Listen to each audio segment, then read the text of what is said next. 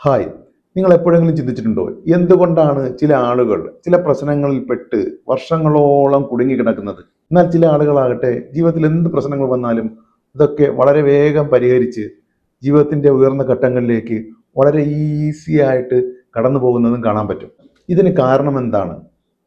നമ്മൾ കരുതുന്നത് പോലെ ഇത് അവരുടെ ചുറ്റുപാടുകളോ സാഹചര്യങ്ങളോ അല്ലെങ്കിൽ വിധിയോ ഒന്നുമല്ല. ഇതിന് പ്രധാന കാരണം അവരുടെ അവബോധത്തിന്റെ തലങ്ങളിലുള്ള വ്യത്യാസമാണ്. നമ്മൾ സംസാരിക്കുന്നത് ഈ ഒരു അവബോധത്തിന്റെ വ്യത്യസ്ത തലങ്ങളെക്കുറിച്ചാണ്, അല്ലെങ്കിൽ ലെവൽ ഓഫ് കോൺഷ്യസ്നെസ്സിനെ കുറിച്ചാണ്. നമ്മൾ മുമ്പൊരിക്കൽ ഡോക്ടർ ഡേവിഡ് ഹോക്കിൻസിന്റെ ദി മാപ്പ് ഓഫ് കോൺഷ്യസ്നെസ് എന്ന സീരീസ് ചർച്ച ചെയ്തിട്ടുള്ളതാണ്.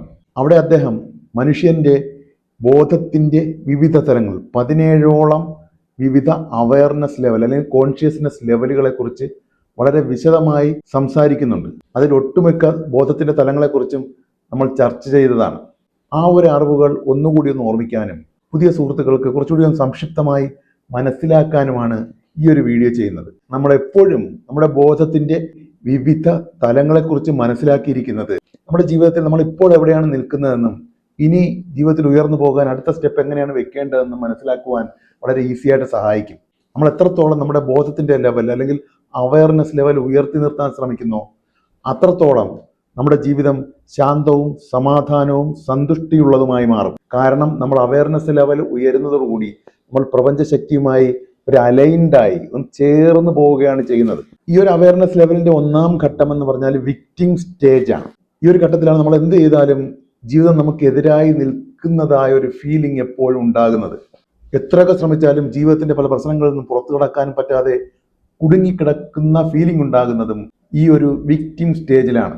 നമ്മൾ ഈ ഒരു വിക്ടിം സ്റ്റേജിൽ നിൽക്കുമ്പോൾ നമ്മൾ ജീവിതത്തെ കാണുന്നത്, ജീവിതം എന്നത് നമ്മളിലേക്ക് പുറമേ നിന്ന് സംഭവിക്കുന്ന ഒന്നായിട്ടാണ്. അതായത് പുറമേയുള്ള വ്യക്തികളും സാഹചര്യങ്ങളും മറ്റ് സംവിധാനങ്ങളും എല്ലാം ചേർന്നാണ് നമ്മുടെ ജീവിതത്തെ നിർമ്മിക്കുന്നത്, നമ്മുടെ ജീവിതത്തെ രൂപപ്പെടുത്തി നമ്മളെങ്ങനെ കൊണ്ടുപോകുന്നത്. നമ്മൾ അതിൻ്റെ എല്ലാം ഒരു ഇരയായി, നമ്മൾ അതിൻ്റെ എല്ലാം ഒരു വിക്ടിമായി അതിൻ്റെ സെൻട്രൽ കൂടി എങ്ങനെയൊക്കെയോ മുന്നോട്ട് പോകുന്നു എന്നുള്ള ഒരു അറിവിലാണ് ഈ ഒരു സ്റ്റേജിൽ ഉണ്ടാകുമ്പോൾ നമ്മൾ നിൽക്കുന്നത്. അതുകൊണ്ട് തന്നെ നമ്മുടെ ജീവിതത്തിലുള്ള എല്ലാ പ്രശ്നങ്ങൾക്കും കാരണം മറ്റുള്ളവരാണ്, പുറമേയുള്ള ആളുകളാണ്, സാഹചര്യങ്ങളാണ് എന്ന് കരുതി നമ്മളെപ്പോഴും സങ്കടപ്പെടുകയും പുറമേ ഉള്ളതിനെ കുറ്റപ്പെടുത്താനും പരാതിപ്പെടാനും മാത്രം ഉള്ള ഒരു മനസ്സുമായി ജീവിക്കുകയും ചെയ്യുകയാണ്. ഇതിന് പ്രധാന കാരണം നമ്മുടെ ഉപബോധ മനസ്സിൽ അതിനനുസരിച്ചുള്ള ഒരു വെട്ടമേ അല്ലെങ്കിൽ ഒരു അവബോധമേ നമുക്കുള്ളൂ. വീണ്ടും ഓർമ്മിപ്പിക്കാൻ ആഗ്രഹിക്കുന്നത്, നിങ്ങൾ ഒരു കുറവുള്ള ആളായത് കൊണ്ടല്ല നിങ്ങളുടെ അവയർനെസ് ലെവൽ താഴ്ന്നിരിക്കുന്നത്. നിങ്ങൾ അറിയാതെ നിങ്ങളുടെ സബ് കോൺഷ്യസിലുണ്ടായ ചില ബ്ലോക്കുകൾ മൂലമാണ്.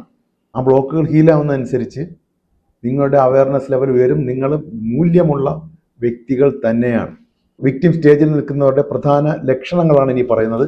ഒരു കാര്യം നിങ്ങൾ പ്രത്യേകം നോട്ട് ചെയ്യുക. ഈ ലക്ഷണങ്ങൾ പറയുമ്പോൾ അതിൽ ചിലതെങ്കിലും നിങ്ങളുടെ ക്യാരക്ടറിന്റെ ഭാഗമാണെന്ന് തോന്നിയാൽ തന്നെയും ഒരിക്കലും വിഷമിക്കരുത്. കാരണം നിങ്ങൾ ഈ ഒരു വിക്ടിം സ്റ്റേജിൽ നിന്ന് നെക്സ്റ്റ് ലെവലിലേക്ക് പോകുന്നു അല്ലെങ്കിൽ കടന്നു കഴിഞ്ഞു എന്നുള്ളതിന് തെളിവാണ് നിങ്ങൾ ക്ഷമയോടുകൂടി ഈ വീഡിയോ ഇത്രയും സമയം കാണുന്നത്, അല്ലെങ്കിൽ ഈ ഒരു സബ്ജക്റ്റ്, ലോ ഓഫ് അട്രാക്ഷൻ അല്ലെങ്കിൽ സ്പിരിച്വാലിറ്റി പോലുള്ള സബ്ജക്റ്റുകളിൽ നിങ്ങൾ താല്പര്യം കാണിക്കുന്നത്.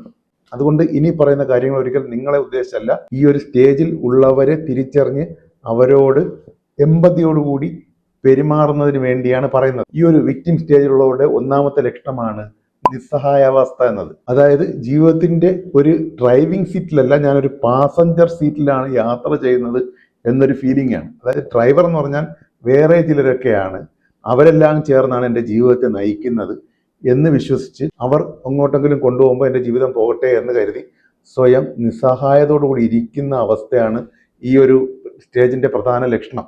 ഞാൻ ജീവിതത്തിൽ എന്ത് ചെയ്തിട്ടും കാര്യമല്ല, ഇതെൻ്റെ വിധിയാണെന്നുള്ളതാണ് അവരുടെ മനസ്സിലെ ഉറച്ച വിശ്വാസം. അതുപോലെ തന്നെയാണ് ഈ ഒരു സ്റ്റേജിലുള്ളവരുടെ മറ്റൊരു ലക്ഷണമാണ് മറ്റു വ്യക്തികളെ നിരന്തരം പഴിചാരുക എന്നുള്ളത്. ജീവിതത്തിലൊരു പ്രശ്നം വന്നാൽ ഉടനടി അവർ മറ്റാരെങ്കിലും കുറ്റപ്പെടുത്തും. എൻ്റെ ബോസ് കാരണമാണ് എൻ്റെ കരിയറിൽ, എൻ്റെ ജോലിയിൽ ഒരു ഉയർച്ച ഉണ്ടാകാത്തത്, എൻ്റെ കുടുംബക്കാർ കാരണമാണ് എൻ്റെ ജീവിതം എങ്ങനെ താഴ്ന്നു നിൽക്കുന്നത്, അല്ലെങ്കിൽ ഗവൺമെന്റും അതിൻ്റെ സംവിധാനങ്ങളും ചേർന്നാണ് നമ്മളൊക്കെ എന്നും ദാരിദ്ര്യത്തിൽ കിടക്കുന്നത് എന്നൊക്കെ വിശ്വസിച്ചുകൊണ്ട് ഉത്തരവാദിത്തങ്ങൾ മറ്റുള്ളവരുടെ മേൽ ചാരും. അതുപോലെ തന്നെ മറ്റൊരു ലക്ഷണമാണ് ജീവിതത്തിൽ എന്തെങ്കിലും ഒരു പ്രശ്നമുണ്ടായാൽ അതിൻ്റെ പരിഹാരത്തിലേക്ക് ശ്രദ്ധിക്കുന്നതിന് പകരം ആ പ്രശ്നത്തിന്റെ മൂലകാരണങ്ങളിലേക്ക് ശ്രദ്ധിച്ചുകൊണ്ട് സങ്കടപ്പെടുകയും ആവലാതി പറയുകയും ചെയ്തുകൊണ്ടിരിക്കുക എന്നുള്ളത്. എന്തുകൊണ്ട് എനിക്ക് മാത്രം എങ്ങനെ സംഭവിക്കുന്നു എന്നൊക്കെ സ്വയം പറഞ്ഞ് പരിതപിച്ചുകൊണ്ടേയിരിക്കും അവർ. അതുപോലെ ഈ ഒരു സ്റ്റേജിലുള്ളവരുടെ മറ്റൊരു ലക്ഷണമാണ് പഴയ കഥകളുടെ ആവർത്തനം. അതായത് പണ്ട് നടന്ന ഏതെങ്കിലുമൊക്കെ നെഗറ്റീവായ സംഭവങ്ങളുടെ ഓർമ്മകൾ മനസ്സിലൂടെ ഇങ്ങനെ കടത്തിവിട്ടുകൊണ്ട് അതിനെക്കുറിച്ച് എപ്പോഴും ഇങ്ങനെ സംസാരിച്ച് വർഷങ്ങൾക്ക് മുമ്പ് നടന്ന ബിസിനസിന്റെ ഒരു പരാജയമോ, അല്ലെങ്കിൽ പങ്കാളിയുടെ ഭാഗത്തുണ്ടായ ചില തെറ്റുകളോ, അല്ലെങ്കിൽ മറ്റുള്ളവർ ചെയ്ത ചില ചതികളോ ഒക്കെ ഇടയ്ക്കിടയ്ക്ക് ഓർത്ത് അതിങ്ങനെ സംസാരിച്ചുകൊണ്ടിരിക്കുക എന്നുള്ളത് ഈ ഒരു സ്റ്റേജിന്റെ ലക്ഷണമാണ്. അതുപോലെ തന്നെയാണ് ഈ ഒരു സ്റ്റേജിലുള്ളവർ പ്രധാനമായും തങ്ങളുടെ പ്രശ്നങ്ങൾ മാറ്റാൻ തങ്ങൾക്ക് കഴിവില്ല, അതുകൊണ്ട് പുറമേ എന്നുള്ള ആരെങ്കിലും എപ്പോഴെങ്കിലും വന്ന് തങ്ങളെ ഒന്ന് ഉയർത്തി വിടും എന്ന് വിശ്വസിച്ച് അവർ കാത്തിരിക്കുന്നു. ഇനി ഒരു ഗവൺമെന്റ് വരുമ്പോഴായിരിക്കും നമ്മുടെ ലൈഫ് രക്ഷപ്പെടാൻ പോകുന്നത്, ഇനി എൻ്റെ കമ്പനിയുടെ ഒരു പുതിയ ബോസ് വരുമ്പോൾ എൻ്റെ ലൈഫ് രക്ഷപ്പെടും, അവരൊക്കെ വന്നിട്ട് വേണം എൻ്റെ ലൈഫിനെ ഒന്ന് ഉയർത്താൻ എന്നൊക്കെ വിശ്വസിച്ചുകൊണ്ട് സ്വന്തം കഴിവിലോ സ്വന്തം ശക്തിയിലോ ഒരു അല്പവും വിശ്വസിക്കാതെ എല്ലാം പുറമേ നിന്ന് സംഭവിക്കുന്ന ജീവിതം എന്ന് പറഞ്ഞാൽ തന്നിലേക്ക് സംഭവിക്കുന്ന ഒന്നാണെന്ന് വിശ്വസിക്കുന്ന ഒരു ബോധത്തിന്റെ ലെവലാണ് ഈ ഒരു വിക്ടിം സ്റ്റേജ് എന്ന് പറയുന്നത്. ഈ ഒരു ബോധത്തിന്റെ ലെവലിൽ നിൽക്കുന്നു എന്ന് കരുതി ഒരു മനുഷ്യന് അവന്റെ പ്രാധാന്യം നഷ്ടപ്പെട്ടു പോവുകയോ വാല്യൂ കുറഞ്ഞു പോവുകയോ ചെയ്യുന്നില്ല. ഇതൊരു അവയർനെസ് ലെവലിന്റെ കുറവ് കൊണ്ട് മാത്രം സംഭവിക്കുന്ന ഒരു കുറവാണ്. ഉള്ളുകൊണ്ട് ആ വ്യക്തികൾ വളരെയധികം പവർഫുള്ളാണ്. അവരുടെ സബ് കോൺഷ്യസ് മൈൻഡിൽ ഉണ്ടാകുന്ന ബ്ലോക്കുകൾ മൂലമുണ്ടാകുന്ന അവരുടെ സ്പിരിച്വൽ പവറിന്റെ കുറവാണ് ആ അവയർനെസ് ലെവൽ കുറഞ്ഞു പോകുന്നതിന് കാരണം. സബ് കോൺഷ്യസ് മൈൻഡ് ഹീലിംഗ് നടക്കുമ്പോൾ തീർച്ചയായിട്ടും അവരുടെ അവയർനെസ് ലെവൽ വർദ്ധിക്കുകയും അവർ ബെറ്റർ ആയിട്ടുള്ള ഒരു അവസ്ഥയിലേക്ക് എത്തുകയും ചെയ്യും.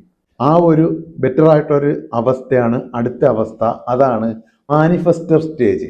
അവബോധത്തിന്റെ അടുത്ത ലെവലായ ഈ ഒരു സ്റ്റേജിലാണ് മനുഷ്യൻ സ്വന്തം ജീവിതം സ്വന്തം ഉള്ളിൽ നിന്നാണ് രൂപപ്പെടുന്നത് എന്ന് വിശ്വസിച്ചു തുടങ്ങുന്നത്. അതായത് സ്വന്തം ജീവിതം പുറമേ നിന്ന് സംഭവിക്കുന്ന ഒന്നല്ല, അത് സ്വന്തം ഉള്ളിൽ നിന്ന് തന്നെ സംഭവിക്കുന്ന ഒന്നാണ് എന്ന് വിശ്വസിക്കുന്ന ഒരു ബോധതലമാണ്, ഒരു അവയർനെസ് ലെവലാണ് മാനിഫെസ്റ്റർ ലെവൽ. നമ്മളെല്ലാം തന്നെ ശ്രമിക്കുന്നതും പഠിക്കുന്നതും പഠിപ്പിക്കുന്നതും ട്രെയിനിങ് നൽകുന്നതും എല്ലാം തന്നെ ഈ ഒരു മാനിഫെസ്റ്റർ ലെവലിലേക്ക് എത്താനും അതിൻ്റെ ഉയർന്ന തലങ്ങളിലേക്ക് എത്തുവാൻ വേണ്ടിയും കൂടിയാണ്. ഈ ഒരു ലെവലിലാണ് നമ്മുടെ ഉള്ളിൽ നിന്നാണ് നമ്മുടെ ജീവിതം രൂപപ്പെടുന്നത് എന്ന് നമ്മൾ മനസ്സിലാക്കുന്നത്. അതായത് നമ്മുടെ അകം ലോകത്തിൻ്റെ പ്രതിഫലനമായാണ് നമ്മുടെ ജീവിതം വരുന്നത് എന്ന് നമ്മൾ തിരിച്ചറിയുന്നത് ഈ ഒരു സ്റ്റേജിലാണ്. ഇവിടെ നമ്മൾ ഓർക്കാനുള്ള ഒരു കാര്യം, വളരെ ചുരുങ്ങിയ ആളുകൾക്ക് മാത്രമേ ഈ ഒരു അവയർനെസ് സ്റ്റേറ്റിലേക്ക് ഇതുവരെയും എത്താൻ കഴിഞ്ഞിട്ടുള്ളൂ. അതിൽ ചിലരാണ് നിങ്ങളെല്ലാവരും. അതാണ് നിങ്ങളിത് താല്പര്യത്തോടെ കേട്ടുകൊണ്ടിരിക്കുന്നത്. നിങ്ങൾ ഓർക്കുക, നേരത്തെ പറഞ്ഞ വിക്ടിം സ്റ്റേജ് ലോകത്തുള്ള ജനസംഖ്യയിൽ 80 മുതൽ 85% പേരും ഇപ്പോഴും വിക്ടിം സ്റ്റേജിലാണ് എന്നുള്ളതാണ്. ബാക്കിയുള്ള ചെറിയ ശതമാനത്തിൽ, കുറച്ച് ശതമാനത്തിൽ ചിലരാണ് നമ്മുടെ ഈ ഒരു ചിന്താഗതി ഉൾക്കൊള്ളാൻ കഴിഞ്ഞിട്ടുള്ളവർ, അല്ലെങ്കിൽ ബോധതലത്തിലേക്ക് എത്തിയിട്ടുള്ളവർ. നമ്മുടെ ചിന്തകൾക്കും നമ്മുടെ വികാരങ്ങൾക്കും നമ്മുടെ വിശ്വാസങ്ങൾക്കും നമ്മുടെ ജീവിതത്തെ മാറ്റിമറിക്കാനുള്ള കഴിവുണ്ട് എന്ന് ഉറച്ചു വിശ്വസിക്കാൻ തുടങ്ങുന്ന അവയർനെസ് ലെവലാണിത്. ഇവിടെയാണ് നമ്മുടെ ചിന്തകളെ നിയന്ത്രിച്ചുകൊണ്ട് നമ്മുടെ ജീവിതത്തെ നിയന്ത്രിക്കാൻ പറ്റുമെന്ന് നമ്മൾ തിരിച്ചറിയുന്നത്. അതിനുവേണ്ടി നമ്മൾ അഫർമേഷൻസ് പ്രാക്ടീസ് ചെയ്യുന്നു, വിഷ്വലൈസേഷൻ പ്രാക്ടീസ് ചെയ്യുന്നു, മൈൻഡ് സെറ്റ് മുഴുവനായി മാറ്റുന്നു. നമ്മുടെ ജീവിതത്തിന്റെ നിയന്ത്രണം നമ്മുടെ തന്നെ കൈകളിലാണെന്ന് നമ്മളിവിടെ തിരിച്ചറിയുകയാണ്. മറ്റാരെങ്കിലുമൊക്കെ ചേർന്നല്ല നമ്മുടെ ജീവിതം നിയന്ത്രിക്കപ്പെടുന്നത്, നമ്മൾ തന്നെയാണ് നമ്മുടെ ജീവിതത്തിന്റെ സൃഷ്ടാവെന്ന തികഞ്ഞ ബോധ്യത്തോടെ ഇവിടെ നമ്മൾ നമ്മുടെ ജീവിതത്തെ മുന്നോട്ട് നയിക്കുകയാണ്. മാനിഫെസ്റ്റർ സ്റ്റേജ് എന്ന രണ്ടാം ഘട്ടം കടന്നാൽ അടുത്തതായി വരുന്ന അവയർനെസ് ലെവൽ എന്ന് പറഞ്ഞാൽ അത് ഈ ലോകത്തിൽ അപൂർവമായ ആളുകൾ മാത്രം കാണുന്ന അലോയിങ് എന്ന ബോധതലമാണ്, അല്ലെങ്കിൽ അവയർനെസ് ലെവലാണ്. ഇവിടെ ജീവിതം എന്നിൽ നിന്ന് സംഭവിക്കുന്നു എന്നതിന് ഒരു പടിയും കൂടി മുകളിലോട്ട് കടന്ന് ജീവിതം എന്നിലൂടെ സംഭവിക്കുന്നു, അതായത് എന്നിലൂടെ ഒഴുകാൻ ഞാൻ അനുവദിക്കുന്നു എന്ന ഒരു അവയർനെസ് ലെവലിലേക്കാണ് ഇവിടെ മനുഷ്യൻ എത്തിച്ചേരുന്നത്. അതായത് ഇവിടെ ഞാൻ ചെയ്യാനുള്ളത് ചെയ്യും, ആ പ്രവർത്തിക്കനുസരിച്ച് ജീവിതത്തെ ഒഴുകാൻ അനുവദിക്കും എന്നുള്ളതാണ്. അവിടെ പിന്നെ ഒരു ഒഴുക്കിനെ ഞാൻ നിയന്ത്രിക്കാനോ അതിനെക്കുറിച്ച് ഞാൻ ബോധറാകാനോ ശ്രമിക്കില്ല. ഈ ഒരു ലെവലിലുള്ളവരുടെ ഒരു ബെസ്റ്റ് എക്സാമ്പിളായി എനിക്ക് തോന്നിയിട്ടുള്ളതാണ് ഗ്രേറ്റ് ആക്ടറായിട്ടുള്ള മോഹൻലാൽ.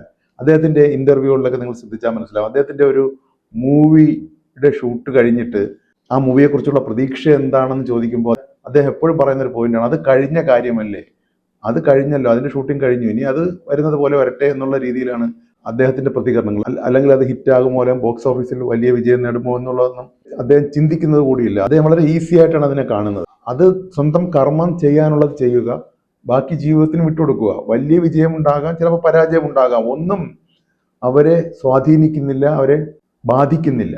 ഇത് നമ്മൾ വിചാരിക്കുമ്പോൾ ഇതെങ്ങനെയാണ് നമ്മുടെ ലൈഫിനെ നമ്മൾ കൺട്രോൾ ചെയ്യാതെ വിടുന്നതല്ലേ എന്നൊക്കെ നമുക്ക് തോന്നാം. പക്ഷേ നമ്മളൊന്ന് ശ്രദ്ധിച്ചാൽ മനസ്സിലാകും, അത് നമ്മൾ വിചാരിക്കുന്നതിനേക്കാളും മാസീവായ സക്സസ് ആണ് അത്തരം അവയർനെസ് ലെവലിലേക്ക് എത്തുമ്പോൾ മനുഷ്യനുണ്ടാകുന്നത്. കാരണം യൂണിവേഴ്സിനെ നമ്മളിലൂടെ ഒഴുകാൻ അനുവദിച്ചാൽ, നമ്മൾ നിയന്ത്രിച്ച് നമ്മുടെ കൈകളിലേക്ക് എത്തിക്കാൻ ആഗ്രഹിക്കുന്നതിനേക്കാളും വലിയ വിജയം യൂണിവേഴ്സ് നമുക്ക് നൽകുമെന്നുള്ളതാണ്. അതാണ് ഈ ഒരു അലോയിങ് എന്ന അവയർനെസ് ലെവലിൻ്റെ മഹത്വം. പിന്നെ അടുത്ത ഒരു അവയർനെസ് ലെവൽ എന്ന് പറഞ്ഞാൽ ദി ബീയിങ് സ്റ്റേജ് ആണ്. അതായത് ഞാൻ തന്നെയാണ് അത്.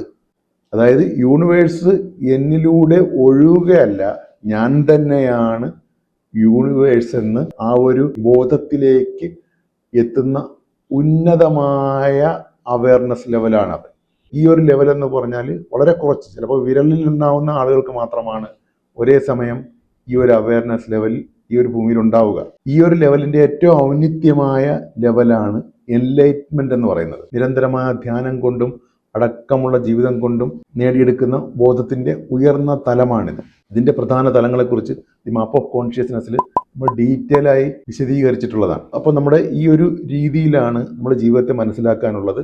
നമ്മുടെ സബ് കോൺഷ്യസ് ലെവലിൽ ഉണ്ടാകുന്ന ബ്ലോക്കുകൾ, പല തരത്തിലുള്ള ഷെയ്ഡുകളാണ് നമ്മുടെ ആത്മപ്രകാശത്തെ മറച്ചുകൊണ്ട് നമ്മുടെ അവയർനെസ് ലെവൽ താഴ്ത്തി നിർത്തുന്നത്. നമ്മൾ എന്തുകൊണ്ടാണ് ഈ ഒരു അറിവുകൾ നേടണമെന്ന് പറഞ്ഞാൽ, നമുക്ക് ഇതുകൊണ്ട് തന്നെ സമൂഹത്തിലെ മറ്റുള്ള മനുഷ്യരെ നമുക്ക് എമ്പതിയോടുകൂടി, സഹാനുഭൂതിയോടുകൂടി നോക്കിക്കാണാൻ പറ്റും.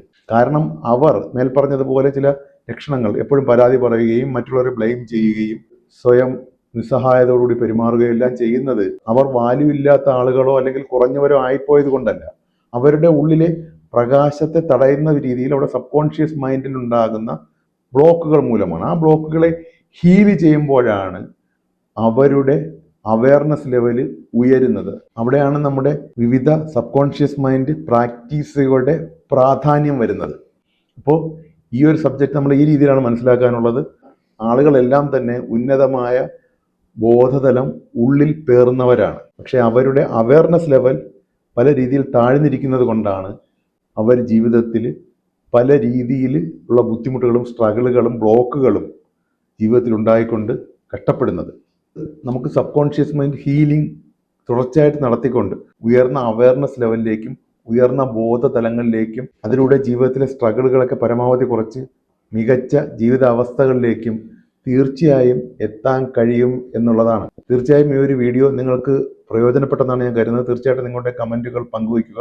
അതുപോലെ തന്നെ സബ് കോൺഷ്യസ് ഹീലിങ്ങിന് പരിപൂർണമായ പ്രാധാന്യം നൽകിക്കൊണ്ടുള്ള ജീവിതത്തിൽ ഒരു പരിപൂർണമായ മാറ്റം കൊണ്ടുവരുവാൻ, ഒരു പോസിറ്റീവായ മാറ്റം കൊണ്ടുവരുവാൻ ആഗ്രഹിക്കുന്നവർക്കായി 16 ദിവസത്തെ ഹാപ്പി ലൈഫ് മാസ്റ്ററി എന്ന കോഴ്സ് ജൂൺ 7-ാം തീയതി ആരംഭിക്കുന്നുണ്ട്. തീർച്ചയായും എല്ലാവരെയും ആ ഒരു പ്രോഗ്രാമിലേക്ക് ഹൃദയപൂർവ്വം സ്വാഗതം ചെയ്യുകയാണ്.